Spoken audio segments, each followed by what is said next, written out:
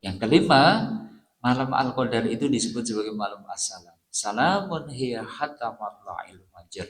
Di malam itu penuh dengan kesejahteraan, keselamatan sampai terbit fajar. Jadi hitungan malam Lailatul Qadar itu kapan sih? Pokoknya dari maghrib sampai terbit fajar. Kesempatan beramal ada di situ.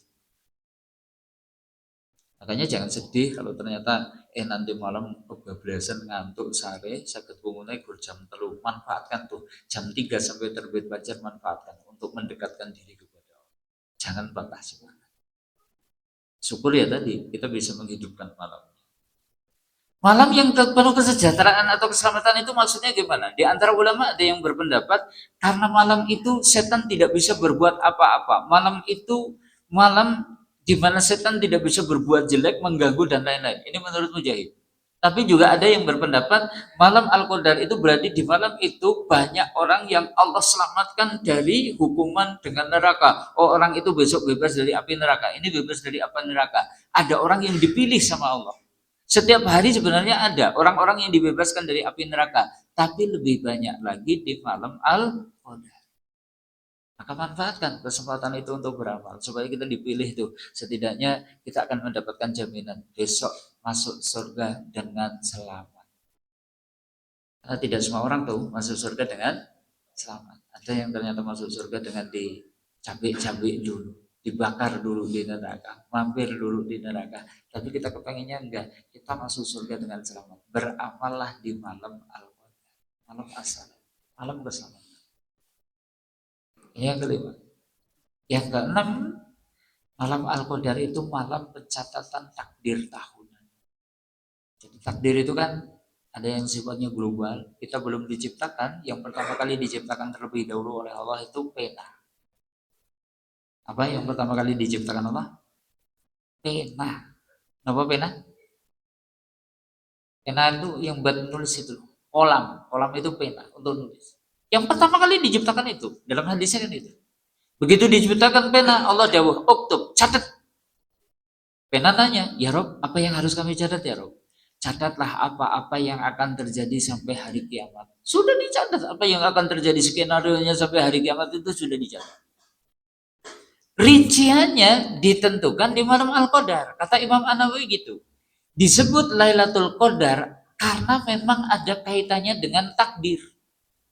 Ya, takdir yang mana mereka diperintahkan untuk mencatat takdir itu tentang rezeki, tentang ajal yang akan terjadi di tahun tersebut. Makanya kalau di dalam surat Ad-Duhan, kalau tadi ayat 3 ini ayat 4, fiha yufraku kullu amrin hakim. Di malam itu dijelaskan segala urusan kullu amrin hakim yang penuh hikmah. Nah, kemudian dijelaskan amrin hakim itu maksudnya apa? Malam itu dijelaskan tentang kehidupan, hal-hal yang berhubungan dengan kehidupan makhluk.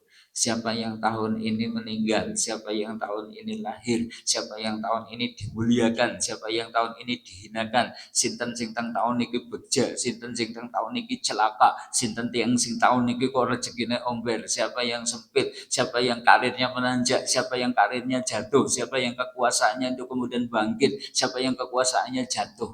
Ditentukan di malam Al-Qadar untuk 1 tahun yang akan datang.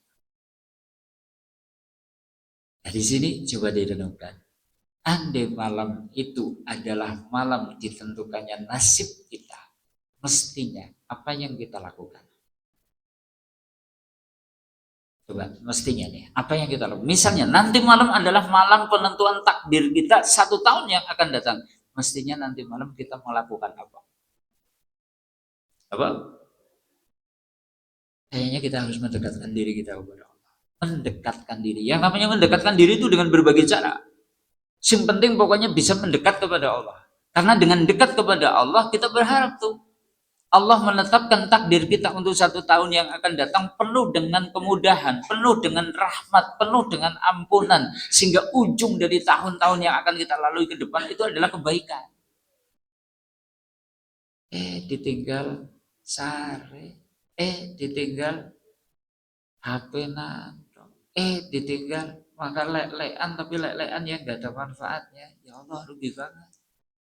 Dekatkan diri kita kepada Allah dengan berbagai amal. Amalnya apa? Nanti mungkin kita bahas di poin tersendiri. Tapi mestinya seperti itu. Karena malam Al-Qadar, malam ditentukan takdir 1 tahun yang lalu.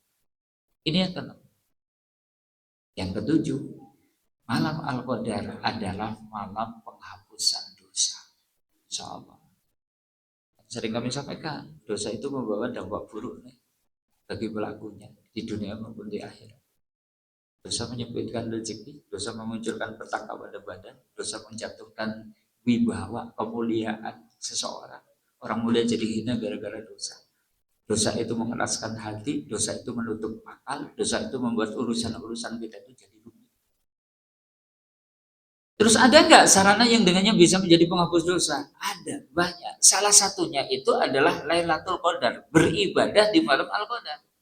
Man koma, man sapa wonge koma dheweke niku tangi nggih napa? Nggih ngibadah napa mawon? Banyak. Mau zikir kek, mau tadarus kek, mau sholat kek, atau mungkin dengan amal ibadah yang lain, kebaikan-kebaikan yang lain, siapa yang bangun di malam Al-Qadar, asal amal kebajikan dan ibadahnya itu dilandasi imanan, karena ketundukannya kepada Allah, karena cintanya kepada Allah, karena takutnya kepada Allah, wahtisaban, tidak ada yang diharap kecuali balasan dari Allah Ta'ala saja, Allah ampunkan baginya dosa-dosa yang telah lalu. Yang gara-gara dosa rezeki jadi sempit, dengan kita meraih Lailatul Qadar dosanya dihapus, dampak buruk rezeki sempitnya ikut dihapus. Yang badan sakit-sakitan gara-gara dosa yang dia lakukan, dengan kita beribadah di malam Al-Qadar dosanya dihapus, dampak dosa berubah sakit-sakitannya juga akan disembuhkan, dan berbagai problematika yang lain. Inilah 7 poin yang menunjukkan Lailatul Qadar itu permata, yang kayaknya kalau kemudian kita lewatkan begitu saja rugi banget.